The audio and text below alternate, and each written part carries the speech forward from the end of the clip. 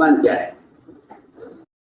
بدگمانی کیا ہے؟ میں عرض کرتا ہوں، انسانی تجربات اللہ سے بدگمان کر دیتے ہیں.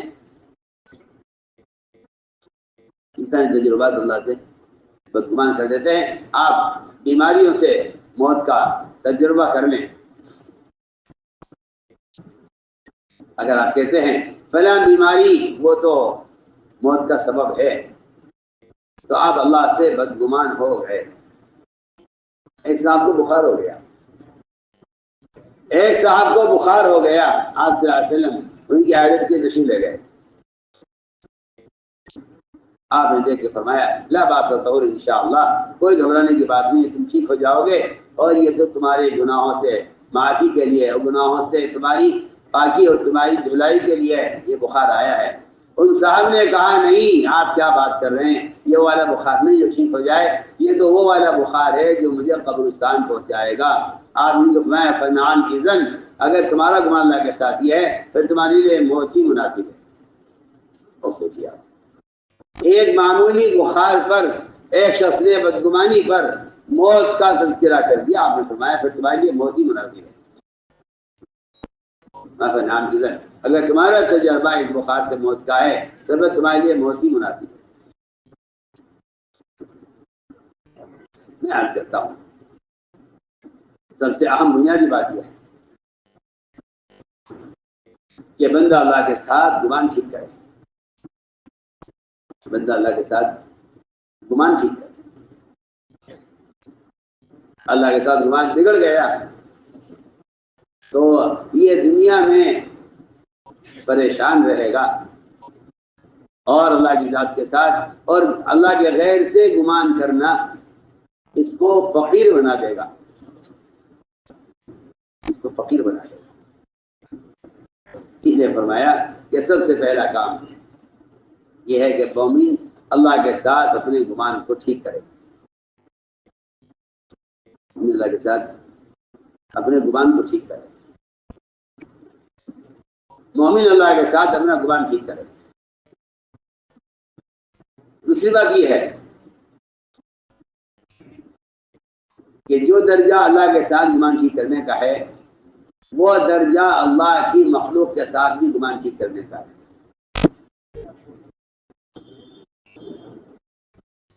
اگر گمان اللہ کے ذات کے ساتھ بگڑے گا تبھی خطرات سے نہیں بچ سکتا، اور اگر اس کا گمان اللہ کی مخلوق کے ساتھ بگڑ گیا تو ایمان والے کے درمیان وہ فساد پیدا ہوگا بدگمانی سے، جس فساد کا کوئی حل نہیں ہوگا اور جس کو روکنے کا کوئی ذریعہ نہیں ہوگا. میں آپ سے عرض کرنا چاہتا ہوں کہ اگر بندے کا گمان مخلوق کے ساتھ بگڑ جائے، بندے کا گمان مخلوق کے ساتھ بگڑ جائے، جی ہاں، قرآن نے دونوں کو بیان کیا ہے. کوئی کا اگر بندے کا گمان مخلوق کے ساتھ بگڑ جائے تو میں عرض کرتا ہوں کہ اگر مخلوق کے ساتھ گمان بگڑ جائے تو ایک گھر بھی چل نہیں سکتا. ایک گھر بھی چل نہیں سکتا.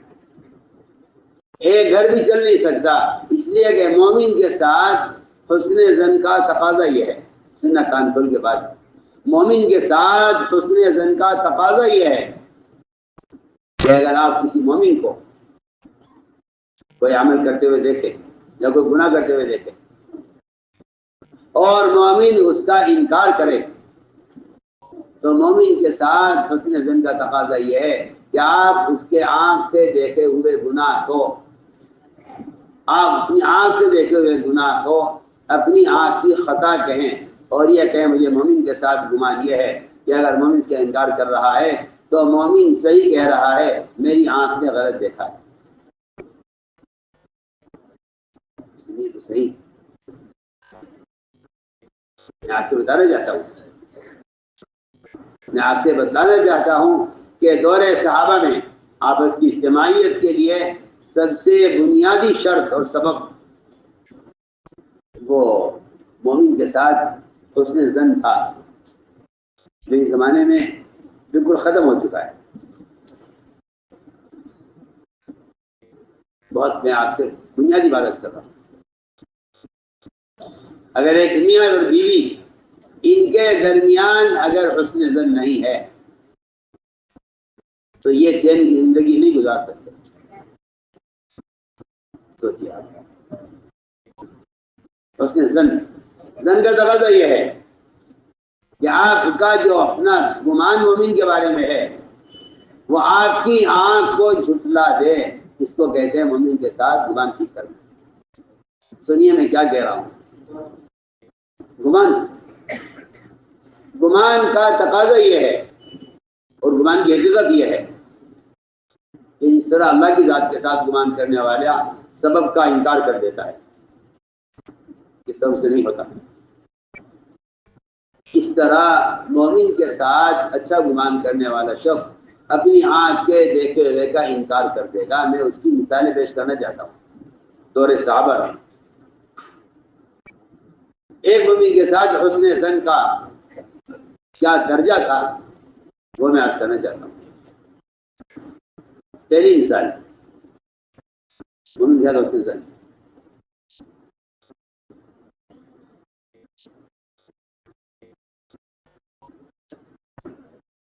اللہ میں رواحہ رضی اللہ تعالیٰ عنہ رات کو بیوی کے پاس سے اٹھے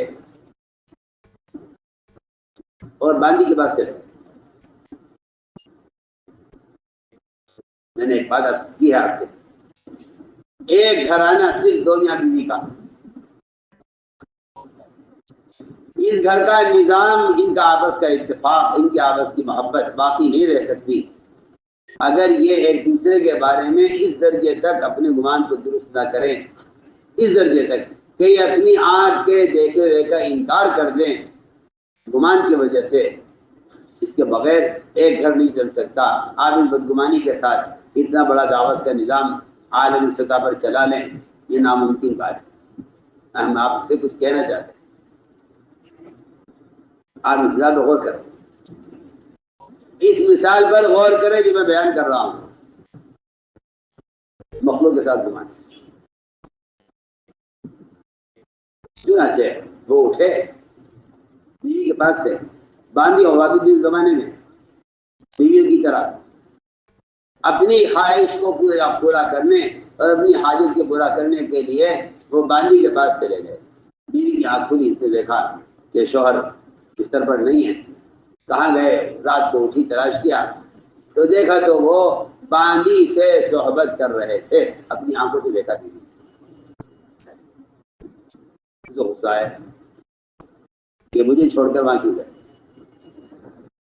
غصہ اتنا آ گیا کہ وہ اٹھی اور اس نے چھرا نکالا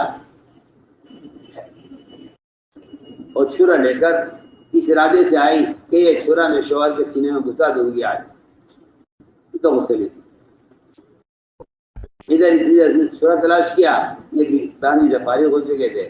بیوی سے پوچھا مریم کیا بات ہے، تو کیوں چھرا لے کے کہاں جا رہی ہے، کیا بات پیش آ گئی آج رات کو؟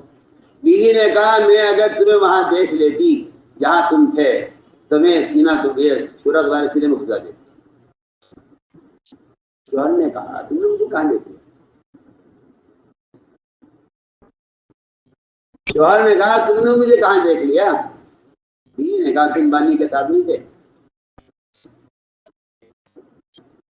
رواحہ نے کہا دیکھو ایک بات سنو، یہ تو ناممکن بات ہے کہ اللہ کے رسول صلی اللہ علیہ وسلم کسی امتی کو، کسی مومن کو کسی کام سے روک دیں پھر بھی مومن اللہ کے نبی کی نافرمانی کرے. ایسا نہیں ہو سکتا نا، کہیں ایسا نہیں ہو سکتا. کہ دیکھو بات سنو، اللہ کے رسول صلی اللہ علیہ وسلم نے جنابت کی حالت میں، غسل کی حاجت میں قرآن کی تلاوت سے منع کیا ہے. اس کی بات تو مانتی ہو کیا؟ مانتی.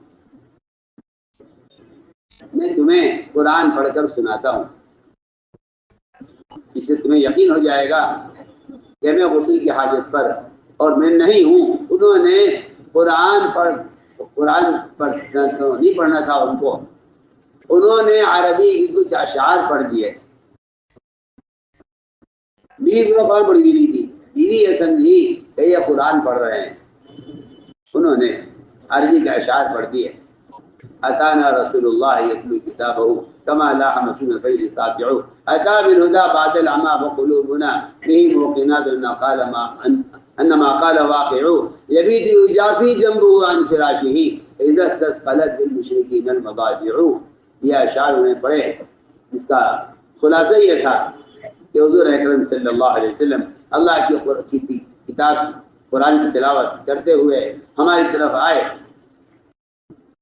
اور آپ کا قرآن اور آپ کا دین وہ سورج سے زیادہ روشن اور سورج سے زیادہ واضح ہے. آپ ہدایت کا راستے لے کر آئے ہمارے اندھے پن کے بعد، اور ہمیں آپ کی ہر بات کا دل سے یقین ہے کہ جو آپ نے فرمایا ہے وہ ہو کر رہے گا. آگے وہ یہ بھی کہہ گئے اپنے شہر میں کہ کافر اور مومن کے درمیان، مشرک اور مومن کے درمیان رات کے قیام اور تہجد کا فرق ہے. سنیے تہجد کو ہلکا سمجھنے والے سنیں، تہجد کو ہلکا سمجھنے والے سنیں کہ مومن کافر کے درمیان رات کے قیام کا فرق ہے. مومن کافر کے درمیان رات کے قیام کا فرق. دو آیتیں قرآن کی ایسی ہیں اس سے معلوم ہوتا ہے کہ مومن کافر کے درمیان رات کے قیام کا بھی فرق ہے. جی ہاں، قرآن یہ کہتا ہے قل تمتع بکفرک قلیلا انک من اصحاب النار. یہ کافر کے بارے میں آیت ہے. قل تمتع بکفرک قلیلا انک من اصحاب النار. کافر کے بارے میں اللہ فرما رہے ہیں قرآن میں کہ تو اپنے کفر کے وجہ سے کچھ دن دنیا میں مزے اڑا لے، پھر تیرا ٹھکانہ جہنم ہے. اگلی آیت یہ ہے امن هو قانت آناء الليل ساجدا وقائما يحذر الآخرة ويرجو رحمة ربه. آپ ان دو آیتوں کو غور کریں، ان میں کافر کے متعلق یہ فرمایا جا رہا ہے. یہاں عبداللہ بن رواحہ اپنے شہر میں یہ بھی کہہ گئے جبت یجافی جنبه عن فراشه اذا استثقلت بالمشركين المضاجع، کہ مومن کی تو کیفیت یہ ہے، اس کی صفت تو یہ ہے کہ اس کا تو پہلو بستر سے دور رہتا ہے رات کو اللہ کی عبادت میں، جبکہ کافر رات کو پڑھ کر سوتا ہے تو صبح تک سوتا ہے. یہ کافر مومن کے درمیان انہوں نے اپنے شہر میں فرق بیان کیا ہے. میں عرض کر رہا تھا کہ انہوں نے یہ اشعار پڑھ کر سنائے. بیوی سنجو قرآن پڑھ رہے اور یہ اس کو یقین ہے بیوی کو کہ ایسا نہیں ہو سکتا کہ ایک مسلمان کو اللہ محمد صلی اللہ علیہ وسلم ایک کام کے کرنے سے روک دیں پھر بھی کوئی امتی نبی کی مخالفت کر جائے. ایسا تو ناممکن بات ہے. یہ کہتی ہے کہ میں نے آپ کی بات کا یقین کر لیا ہے اور میرا گمان آپ کی بات کے بارے میں میرا گمان درست ہے، اور مجھے آپ کے ساتھ اچھا گمان ہے کہ آپ نے ایسا نہیں کیا ہے، میری آنکھ نے غلط دیکھا ہے. میری آنکھ نے سوچیے ایک مومن کی بات کا ایسا یقین، ایک مومن کی بات کا اس ذریعے میں یقین کہ میری آنکھیں غلط ہے. ایک صاحب شراب پی رہے تھے، اور تمہوں نے دیکھ لیا، شراب پیتے ہوئے دیکھ لیا حضرت عمر نے. اچھا تم شراب پی رہے ہو، بتائیے اس سے عمر رضی اللہ تعالیٰ عنہ کسی کو خامخواہ متہم کر دے، کسی کو بلا تحقیق یہ کہہ دے کہ تم شراب پی رہے ہو، اور تمہوں نے دیکھ کر کہا کہ تم شراب پی رہے ہو. اس شراب پینے والے نے کہا قسم الذات عالی کی، جس کے سوا کوئی عبادت کے لائق نہیں ہے، میں شراب نہیں پی رہا ہوں. عمر نے فرمایا کہ میں اپنی آنکھ کے دیکھتے ہوئے کو جھٹلاتا ہوں، مجھے ایک مومن کی بات کا یقین ہے.